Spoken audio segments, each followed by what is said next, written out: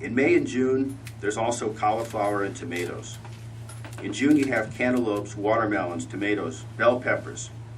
Bell peppers, you just pick them off the plant, fill the basket, carry it to the end of the row. Now they say it's different. I don't know. There's hardly anything in July. There's still the last of the cantaloupes, maybe the last of the watermelons. People collect unemployment. A lot of people go up north to the Salinas Valley to do lettuce, or to the Coachella Valley to do grapes. In August, it's dead, Bill. Totally dead. There ain't nothing. You don't hardly see no soul. I just stay inside, kick back, drink a lot of beer. And in September, there's no crops, Bill. It's dead.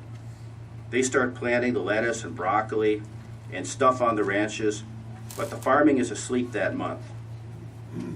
In October, there's no harvesting. In November, they start harvesting some broccoli, some lettuce. December, that's when all the work starts. Lettuce, cauliflower, asparagus, some spinach, some cabbage, corn. God, so that's my life.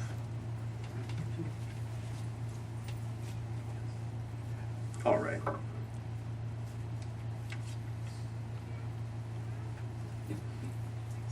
Sure. Lupe and I know a guy in Mexicali named Jose Lopez. There are some pictures of him in that book.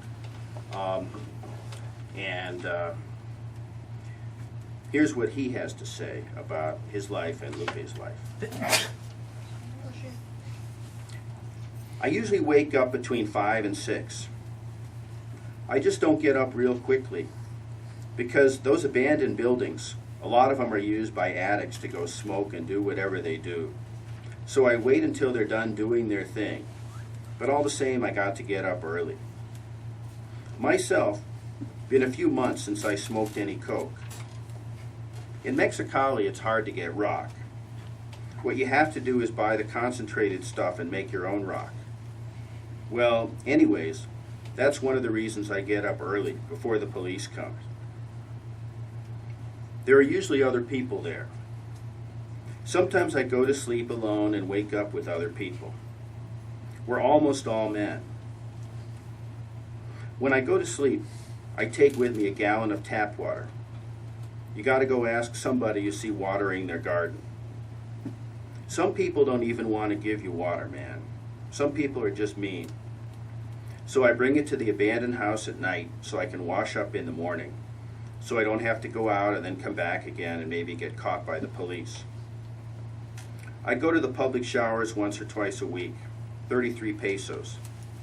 The other days I just shower from a jug in an abandoned house. So I get up, take a shower, take a leak, whatever.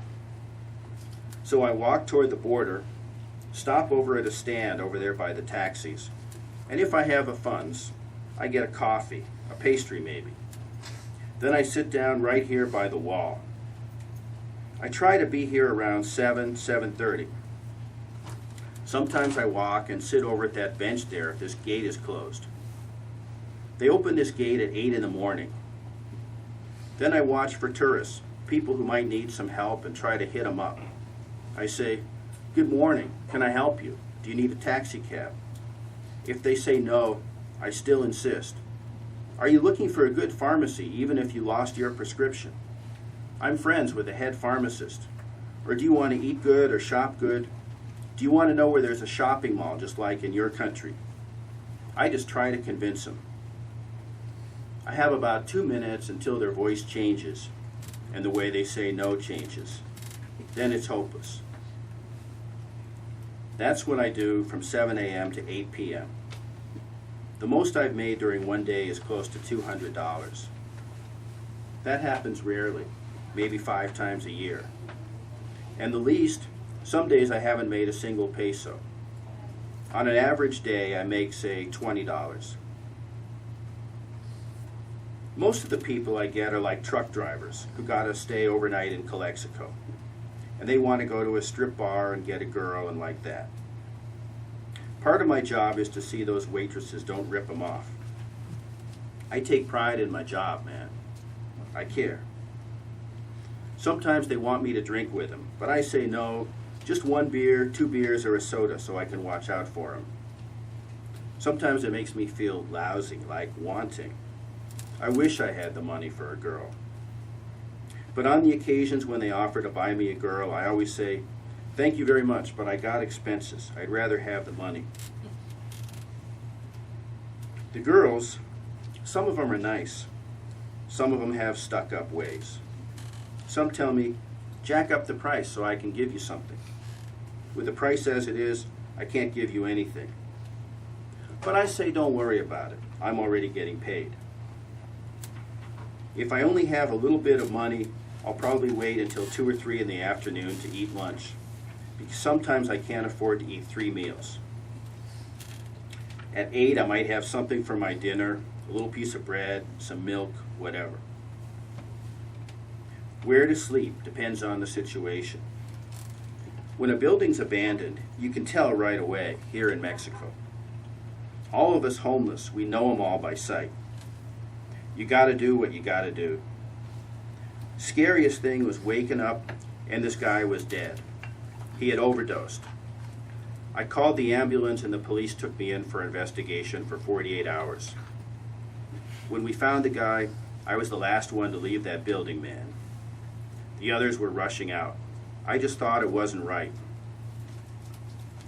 Sometimes, I get bored, especially if I'm getting turned down, so I might start a conversation with some guys or one of the girls. There are disappointments every day. Lupe is luckier than me, just by the simple fact that he can be on that side.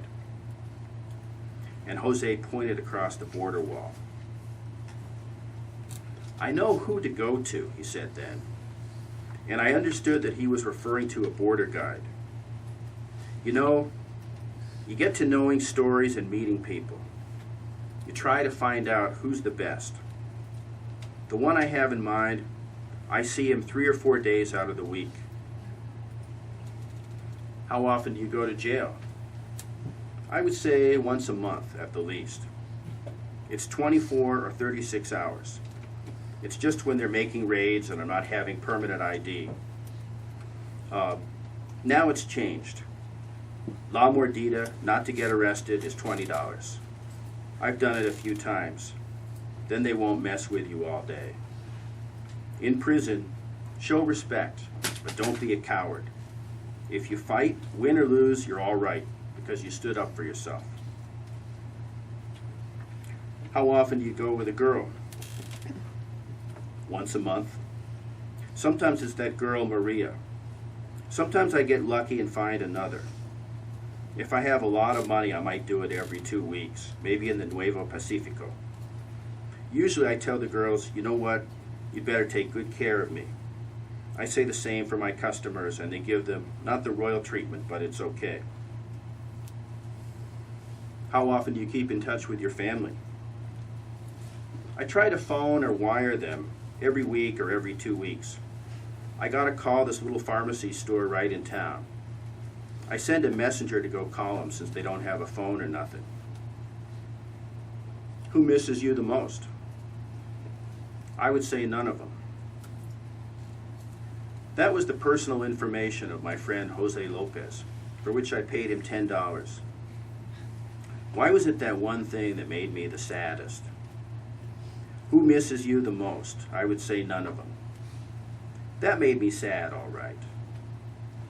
The fact that he had to pay the police just to be left alone to beg all day, that was rough.